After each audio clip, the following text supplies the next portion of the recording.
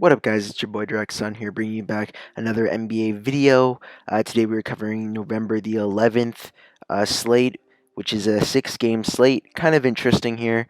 We got a lot of good teams, and in being Detroit, Minnesota, we got Boston, we got Dallas, Luka Doncic, we've got Kawhi Leonard returning to versus former team and being Toronto, and we got Golden State on this slate versus Utah in one of my more preferred games in being New Orleans versus Houston. Should be a very high scoring game, probably the highest total on this slate. So let's get into it, guys. If you don't know me, I am Directsun. I do cover daily fantasy content in the NBA and NFL regions. Didn't post on NFL last week, but we're gonna try and do more NFL this week and keep on daily posting on the NBA areas.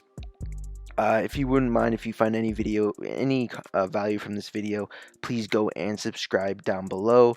And while you're there, go like the video too if you find any value. So let's get into this. The first point guard for my top tier plays, I usually go over top tier, mid range, then value. So my first top tier play is going to be James Harden, and you can't go like anywhere about it. I know there's a lot of top tier plays that you could pick in the being Luka Doncic. There's a ton out there in being Andre Drummond, Carmelo Anthony Towns, and who says you can't have one of those centers and one of these point guards shooting guards. But I do like James Harden in this spot. Man, he's just been on a streak of getting 70 plus points every game, and I can see him doing it again and even getting more than 75 points in this one if it stays competitive. He's just been shooting the three ball really good. He started the season struggling, not putting too many, like the consistency wasn't there for James Harden, but then now it's starting to hit, and I would like to ride this hot hand, especially when he's putting up 75 plus points in every single one of his games so far within this 3 game span. So I do like James Harden in this spot going against New Orleans, who is the worst team, worst defense in the league, and they should be playing at a fast pace like they always do. So give me James Harden at 11,500. And another top tier spot that I'm going to go to in this slate, avoiding Luka Doncic, avoiding Andre Drummond, avoiding all those guys. I'm going with Kawhi Leonard, going against his former team, and Kawhi's going to be at home.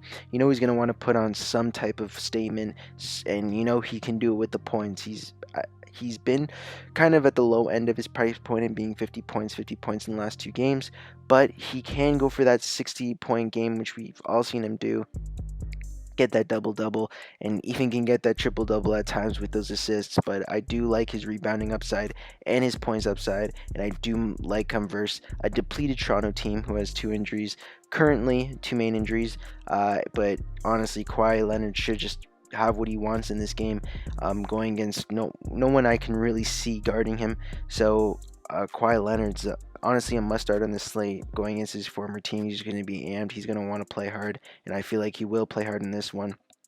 Kawhi Leonard is projected to get 55 to 60 points in this one, which I don't see him.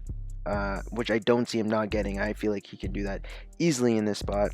So now we're going to go towards more of my mid-range plays, and that's going to start off at SF, and that is going to be Josh Hart. Josh Hart has been one of the more consistent players at the mid-range value. And when this guy gets run, he does put up a lot of points. He does occasionally get those minutes where if he doesn't get the minutes, he's not going to produce. But when he does get the minutes, he does produce. For example, 30 minutes here, 31 minutes, 41 points, 31 points. When he doesn't get the minutes, 17 minutes, he puts up 5 points. Like, it all matters about if he's getting the minutes. When he gets the minutes out there, he can produce. And when he's shooting and grabbing rebounds and steals and blocks, he will produce for you. And in a 5,100 price tag, I do like Josh Hart. You know, his price continues to decline, even though he still is a player that can get you that 40-point game. So I do like Josh Hart at this value. And as always, whenever I check the top lineups, I always feel like Josh Hart's in there, especially when 3 weeks ago when he did put up 40 points, he's always in there. So Josh Hart, I do like him at that price range. Another player I'm going to go to at center is Jaren Jackson Jr., and a lot of people are off this guy. He has a great matchup going in San Antonio.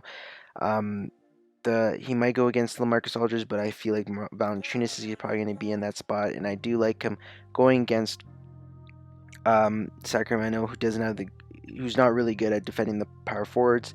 I think he might go against Rudy Gay. So I do like Jaren Jackson in the spot. He's been consistent, coming off of both 30-minute games, which is what you like to see, because when he gets the minutes, he does produce. When he stays in the game, he does produce. So if he's on that foul trouble, he does produce with. I know I said produce a lot, but he does. He's very efficient when he gets the minutes, so I do like him in this spot, especially coming off a pretty decent game at 32. That's what you want to expect to see from him with the ceiling of 40 points. So I do like Jaren Jackson in this spot, being able to see those points and rebounds, and that double-double chance is very high when going with the power forward / center. So I do like him in that spot. Another mid-range player I'm going to go with is going to be from that Houston and New Orleans game is going to be PJ Tucker, and he's at 5,200. Don't mind him sliding him into this spot. He's the guy who can get threes, get those rebounds, get the double doubles. I know Eric Gordon might be coming back. I think he came back for the Chicago game, and you did see a dip in his production. Only getting 20 points, but look at these minutes, man. These minutes are golden minutes, and sometimes he does get the minutes and puts up stinkers, like here, 25 minutes and only getting 11 points. But when he gets the minutes, most often than not, he does hit his value, and what you want to see from this guy is going to be 30 points with the ceiling of 40 points. That's what I like to see. I like picking mid-range guys that have that ceiling to get you that 40 to 50 points, because that's what you want in your tournament lineups, is players to get you that 30 to 40 points in the lineup, which when they only cost $5,000. So I do like players like that. That's why PJ Tucker, Jaren Jackson Jr., and Josh Hart are going to be in this lineup with good matchups, especially. So now we're going to go towards my value plays. It's going to start off at shooting guard against that New Orleans and Houston game. Just love that stack there. Is going to be JJ Redick. He's been like James Harden, has been shooting the ball well. He's put up 22 points. He's getting more consistent with his three-pointers and getting the minutes. So once you see that kind of escalating, you're going to see JJ Redick go off for a couple games and get a nice little trend in his shooting. So obviously, if he's shooting well from the three-point range, the coach is going to be putting him in for lots of minutes, and they need to keep games close.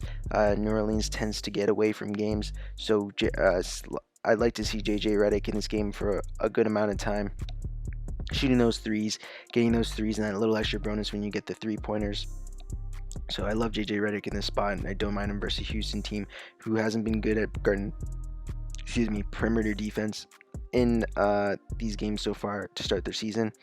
Another player I'm going to go with is in the utility role, and that is going to be a Golden State player, which is going to be Glenn Robinson III.